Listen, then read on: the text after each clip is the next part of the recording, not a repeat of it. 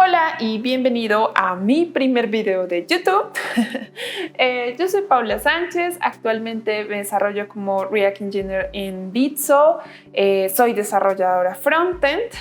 y pues el día de hoy me embarco en una nueva aventura de YouTube, de compartir un poco de contenido acerca de las cosas que me gustan, de las cosas que he aprendido a lo largo de mi carrera, de mi día a día, de las cosas que hago, de las cosas que me gusta usar y por supuesto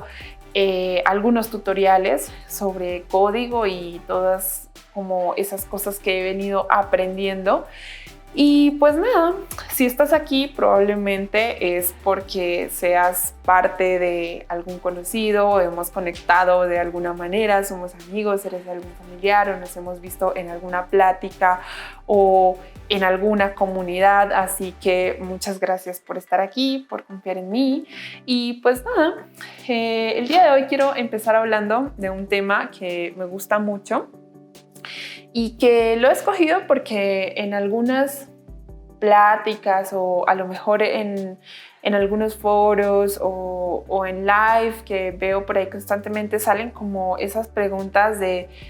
cuáles son como las habilidades más preciadas de un desarrollador de software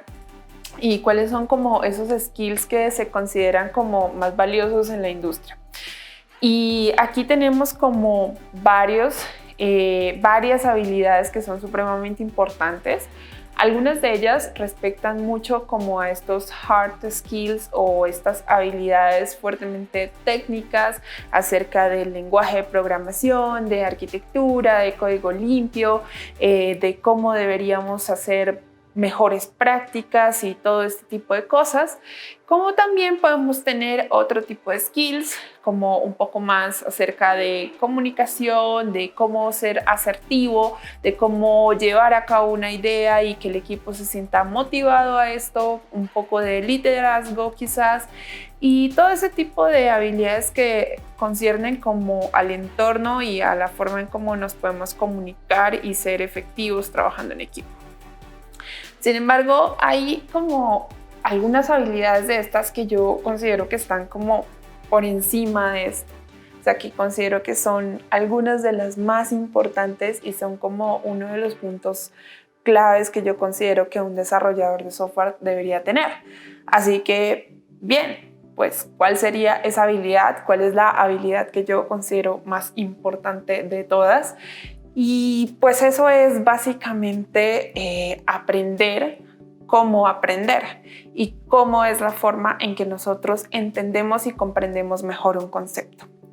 Entonces, ¿de qué va esto? Pues la tecnología es como un mundo que está cambiando todo el tiempo y definitivamente un desarrollador de software todo el tiempo va a tener que estar aprendiendo. Entonces yo considero esto como un skill súper valioso y súper potente en el aspecto de que cuando nosotros nos conocemos y hacemos como esa introspección de cómo es la forma más eficiente en la que entendemos algo, pues somos capaces de sentarnos y estudiar y ser muy productivos en entender algo de manera rápida, o quizás es la manera más fácil en la que llegamos a entender un concepto completamente nuevo. Así que para esto pues yo he hecho algunos de los tips que considero que son súper importantes y que quizás a lo largo de mi vida pues me han servido para ser mejor en este proceso y para conocerme un poco mejor a mí mismo. Entonces,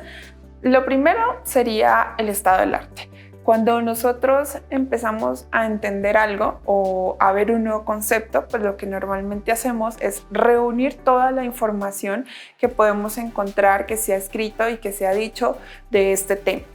Y con esto me refiero a artículos, posts, videos, tutoriales, toda la información que nosotros podemos encontrar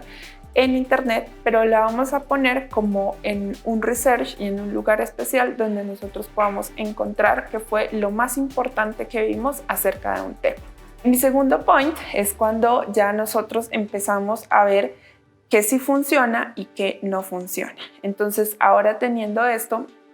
Vamos a ver cuáles de estas cosas sí podemos recordar y fueron muy claras para nosotros y qué cosas no fueron para nada claras y realmente son conceptos que todavía no comprendemos muy bien. Y vamos a empezar a calificar o a puntear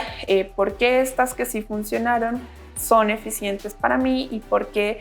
no fueron eficientes otras técnicas, o si a lo mejor cuando repasamos algo sí lo pudimos entender y entonces evaluamos cuál fue el factor que cambió. Y con esto me refiero a que puede ser que nosotros seamos personas un poco más auditivas o somos personas un poco más visuales y entonces cierto tipo de contenido nos favorece más. Por ejemplo, yo soy una persona bastante auditiva y me favorece muchísimo cuando escucho un podcast o incluso cuando un concepto es muy complejo para mí, pues tiendo a leerlo en voz alta para poder entender e ir como viendo un poquito más allá de qué es lo que está diciendo esa documentación. Y de esta forma pues empezamos a arreglar ese tipo de points que no nos están ayudando, porque también podrían ser cosas referentes al ambiente o a nuestro contexto. Puede ser que a lo mejor ese día no dormimos bien o no comimos bien o no nos sentimos cómodos. En algunas ocasiones yo cuando estoy haciendo como labores un poco más prácticas me siento en mi escritorio, pero cuando estoy haciendo como algo más de leer pues tiendo a hacerme como en el sofá. Y de esa manera pues empiezo a ser un poco más productiva en el proceso. La siguiente estrategia que me ayuda muchísimo es parafrasear y más o menos como lo que veníamos hablando en los puntos anteriores es básicamente poner en mis propias palabras algún concepto o algún conocimiento que yo adquirí de diversas maneras y entonces de esa forma pues mi cerebro como que empieza a generar esos recuerdos y a generar como esos pequeños episodios que me ayudan a entender algo o que me ayudan a recordarlo en el futuro. Esta es como una clave que yo uso mucho, no solo cuando estoy aprendiendo algo, sino incluso cuando un requerimiento de desarrollo viene a mí, porque por lo general de esa forma es mucho más claro para mí y es mucho más claro para la otra persona qué es lo que yo estoy entendiendo. Entonces parafrasear los conceptos es algo que me gusta y que siento que ayuda mucho también a mejorar como skills de comunicación. Y mi siguiente punto, pero no menos importante, es documentar el proceso.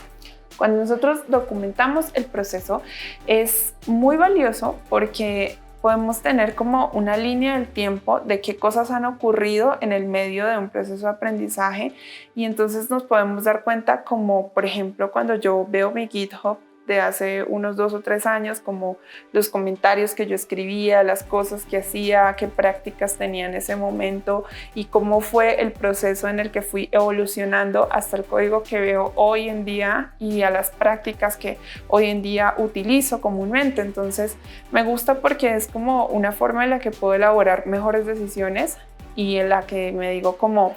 definitivamente esta estrategia para mí no funciona y no falla. Entonces creo que en ese punto es mejor como